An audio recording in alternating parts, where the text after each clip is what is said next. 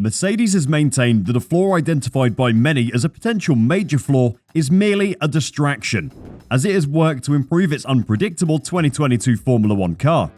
Points of distinction between F1 cars can be difficult to identify on the surface, so when they are discovered, they become the focus of intense interest and scrutiny. This quickly results in red herrings.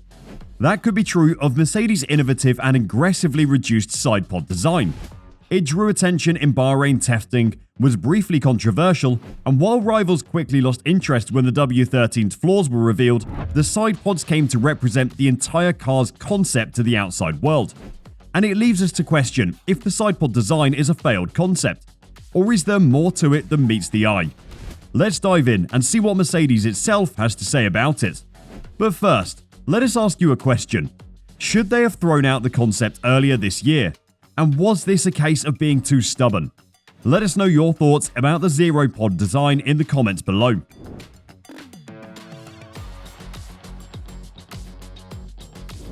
When Mercedes has a bad weekend or any kind of performance issue, it became common to hear something along the lines of, "Are you going to ditch your sidepods?" As if this was the most important aspect of the package, and Mercedes was obstinate in sticking with it. When Mercedes refer to a concept, they're most likely thinking about suspension geometry and floor shape, underneath and at the edge. Those are the things that are more powerful in determining the car performance, says trackside engineering director Andrew Shovlin. I think it has been useful to see that this narrow bodywork car can perform well in races, and this is certainly the thing that, for us to take as a foundation for development, will be more effective if we work with what we've got rather than try and hop to someone else's design. The sidepods are probably a bit of a distraction from the overall issues we've had to fix. It's worth noting that Red Bull and Ferrari have taken two very different approaches to sidepods, yet their cars, the fastest two in 2022, are equally competitive. These have spawned a plethora of imitators across the grid, but there isn't a single definitive sidepod design that Mercedes is avoiding.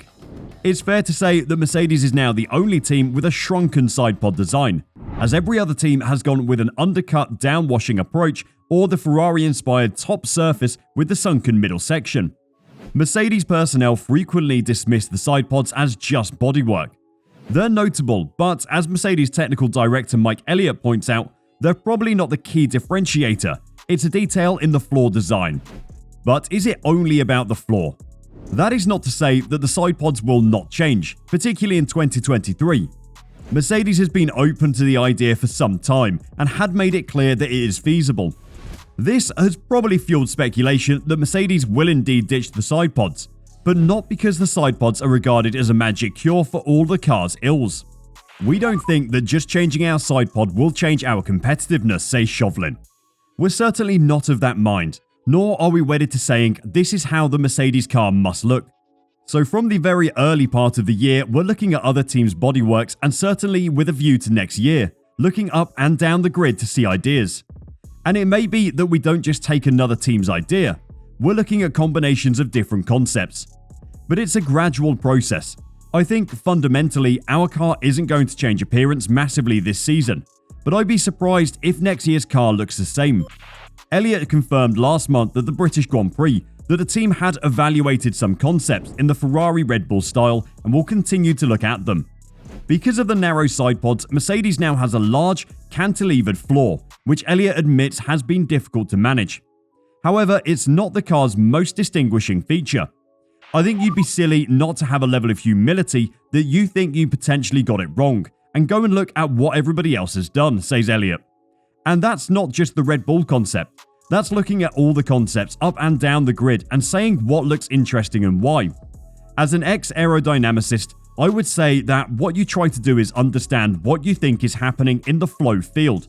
Work out what you want to do with the flow field, and then develop the bodywork shapes from there. We'll go and look and say what we think the Red Bull bodywork does and why does it do that. The same for all the other cars up and down the grid, and then see what we can learn from that, see what we can apply. Then maybe you'll see changes this year, maybe you'll see changes next year, and, well, maybe we'll stick with where we are. They're the questions we're trying to answer.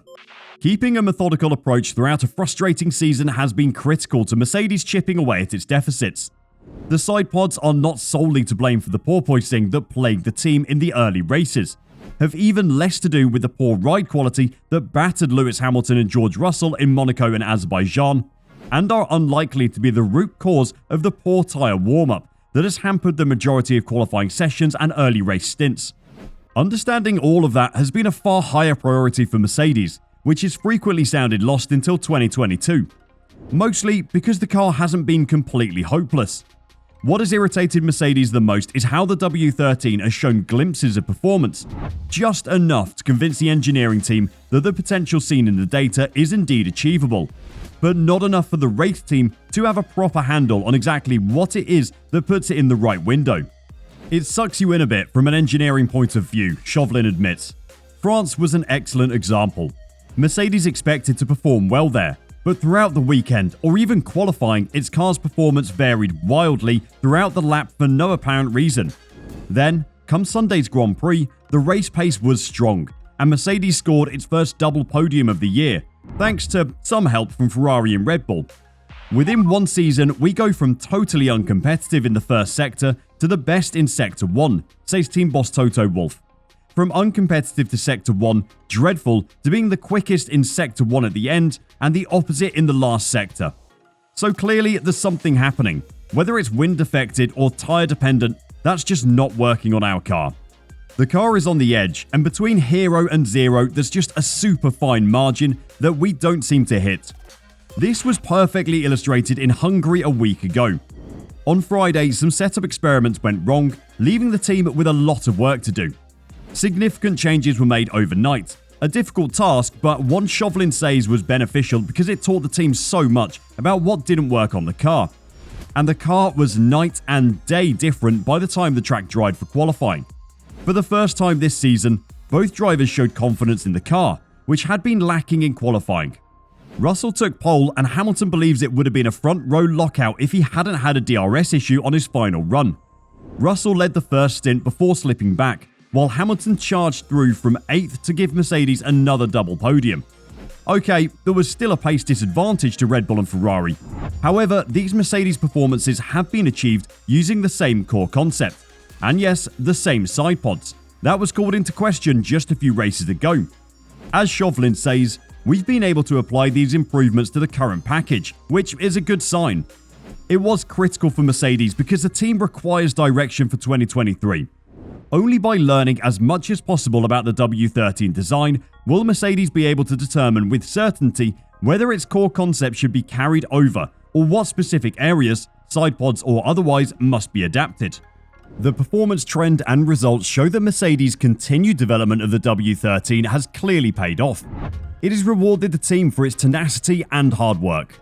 And with a relatively stable set of rules for 2023 on the horizon, that is extremely valuable, ignoring the tweaks to the diffuser throat height and raised floor edges that are now official. But will this be enough to bring a title challenge in 2023? Or will Mercedes be in trouble because these rules might turn out worse than thought, like we mentioned in our last video? Only time will tell. We need to just continue to keep an open mind, says Russell. I don't think changing the car concept is going to make us go any faster. Maybe the contrary, to be honest. Sometimes you've just got to stick to the process and keep on pushing. And that's difficult to do when you're off the pace and things don't seem to be going your way. But I believe in every single person within our team, and I think we're making huge progress for the time being. We saw that with the job we did in qualifying in Hungary, you saw with the pace that both of us showed in the race. At the start of the season, we were finishing races a minute behind first position. The last two races, we've been within 10 seconds, so I think it's definitely going in the right direction. The key to that progress has been focusing on confirming Mercedes' original development path, refining its tools, and ensuring better correlation between simulations and the track. Aerodynamic details for 2023 will be released later. Whether or not this means new sidepods, Mercedes is finally compiling a more comprehensive list of what works and what doesn't. We just continue grinding away trying to understand, says Wolff. But the narrow sidepods have the least impact on our current problems and on performance. And well, that confirms that Mercedes are not 100% sure on their sidepods. But they believe that the design isn't making things worse. Well, what are your thoughts on that? Let us know in the comments below. Don't forget to check out our other videos to stay updated with the latest Formula 1 trends.